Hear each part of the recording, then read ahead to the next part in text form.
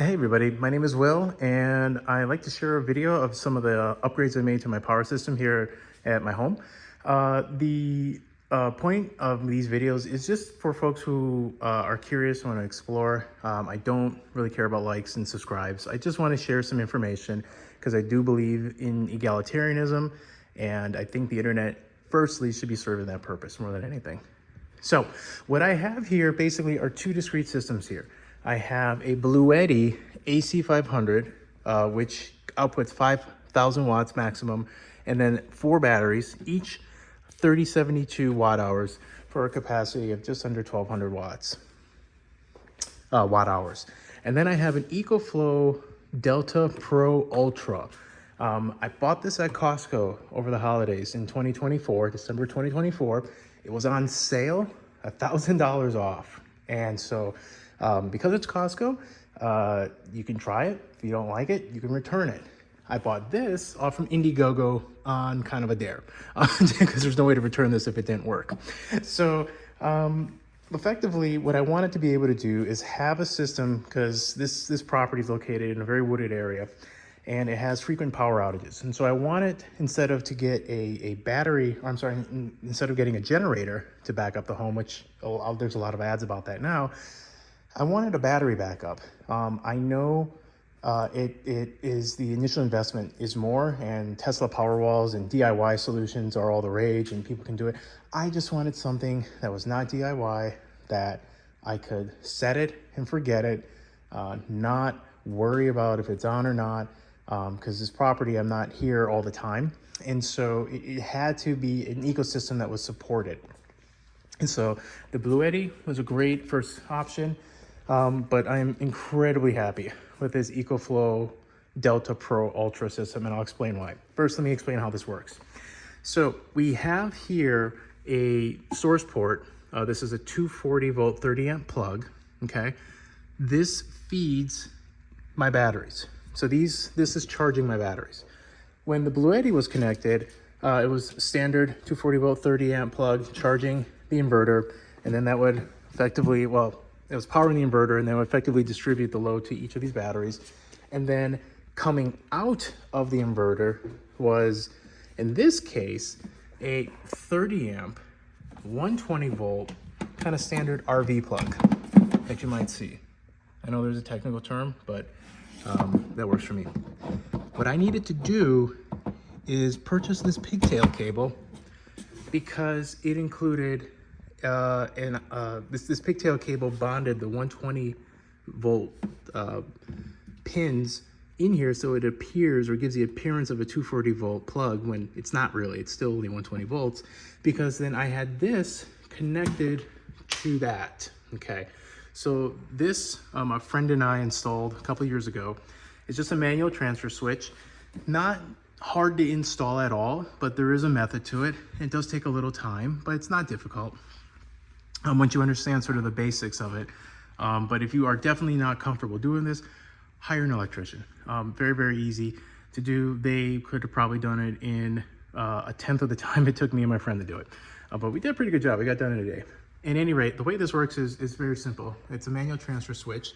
However, it includes discrete circuits in which you can set whether you want them as generator powered or line powered. Circuits set to generator powered, like this one in the up position, will be powered from this plug. Circuits set to line will be powered from the traditional line, okay? So at any point in time, I can manually set things to do on and off depending. Like for example, I have a hot water heater that I currently have set to the generator, so it's being plugged or powered by this port, but I normally leave this in the line position. I was just doing some testing here. This thing's great, and so if you leave everything in the generator position, the up position, then this plug will only be used, this plug will be the source of its power for that entire circuit in your house. So then what powers this plug becomes really, really important. And so because this was being powered from here, then these battery banks were used to power these essential circuits in my home. Initially, because this doesn't do 240 out, it only does 120 out. In fact, it says 120 volt AC out. If I just did a straight 120 plug and just did an adapter piece, basically from here to here, it would only energize one rail. So I would only get half of this working. So maybe only this, maybe only that, depends on which rail is being energized. Because this pigtail is here, I was able to actually energize both rails. Just do not expect a 240 volt load to work. It won't happen because there's just not enough power. It just gives the appearance of power. At least that way you can have things on either rail work. Just don't expect a split phase plug to actually do anything. Fast forward 2 years later, Ecoflow Delta Pro Ultra. It becomes available, and it has on it a native 240 volt 30 amp out plug. So that's what I have currently plugged into it. I go out from my system here and I go into the transfer switch, and this then allows 120 volt and 240 volt circuits to be powered. And I believe, oh, it looks like it just ended. I had my hot water heater on this earlier, just demonstrating that you could actually charge both at the same time. So that works great. Now, how does this get charged? I ran into some problems, and this is why I'm sharing this video, because it's really, really important, I think, if you're looking at buying one of these systems, is to do something similar. The problem I ran into is the system comes with this cable to charge it. Okay, standard Edison 120 plug, 20 amp kind of block plug. I'm sure there's technical terms, and I'm not a licensed electrician, but do your own homework. But this gets plugged into the system, and this, like I said, this cord comes with the system if you were to buy it at Costco, the package they had.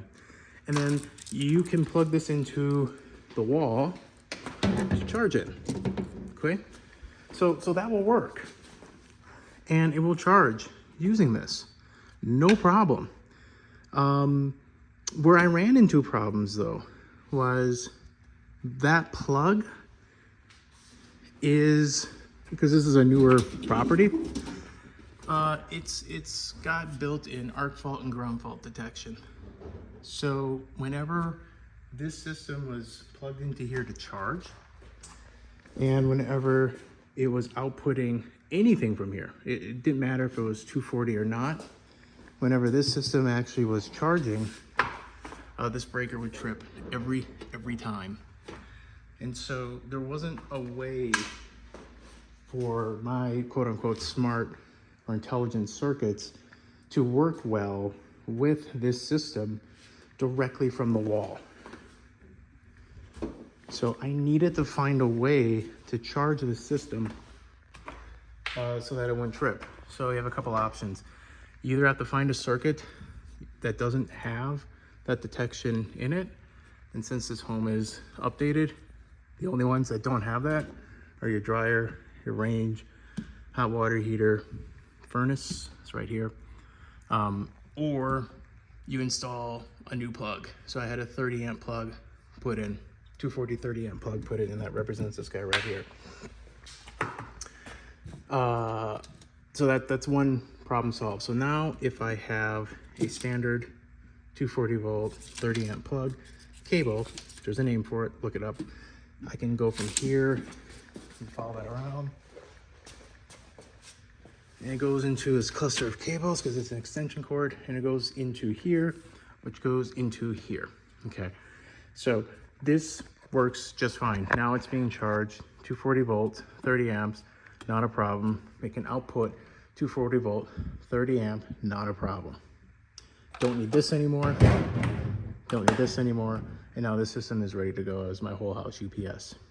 The other key thing to keep in mind if you're buying this system is this cable does not come with it.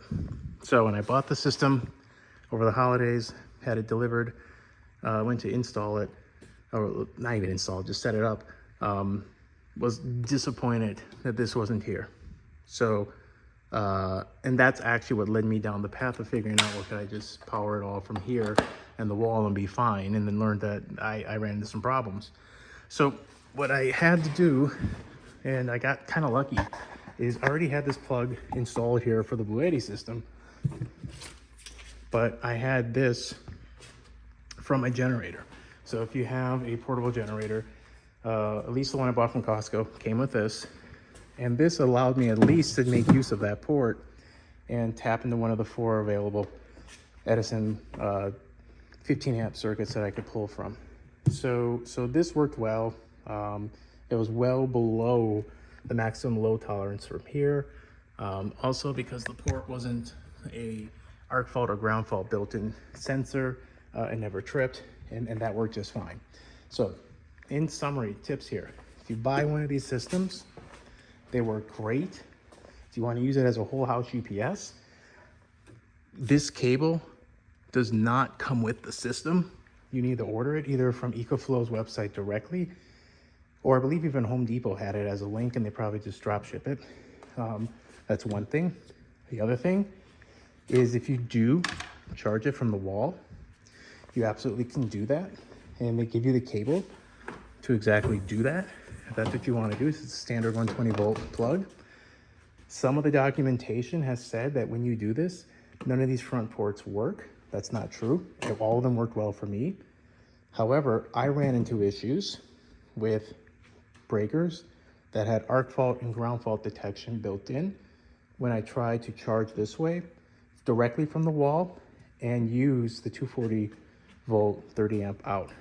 The last thing, and actually one of the 2 reasons I upgraded, one reason was because of this plug, but the other reason, and probably the biggest reason, is that the AC button on the front here. Each of these systems have to manually be set to energize these front ports whenever power is lost. So hypothetically, think of if your entire battery bank died. If it's plugged into a power source and the power comes back from your line, it will turn itself back on, no problem. But what it will not do is energize these front ports unless you select that you want it on with one of these buttons. So I just turned on the DC mode on this one. However, what differs from the Ecoflow versus the BLUETTI is there is a setting within the mobile app that allows you to designate that this port always stay on after a battery outage. So if you do drain your batteries, power comes back, the system comes back online, the inverter turns back online, it will then automatically turn on this AC plug, which then automatically energizes these front bays here, which feeds power to my transfer switch, which then feeds power to anything in generator mode that I have. Okay, so this allows me to have this system set up completely remotely, monitored remotely, and have confidence that if I'm at an extended outage, and we were just at an outage where the power was gone for 4 or 5 days, if I have an extended outage and the system is drained, that when the power eventually comes back on, it will also energize the front port and continue to energize my transfer switch. That's it. Hopefully this video was helpful. Have a great day. Thanks for watching.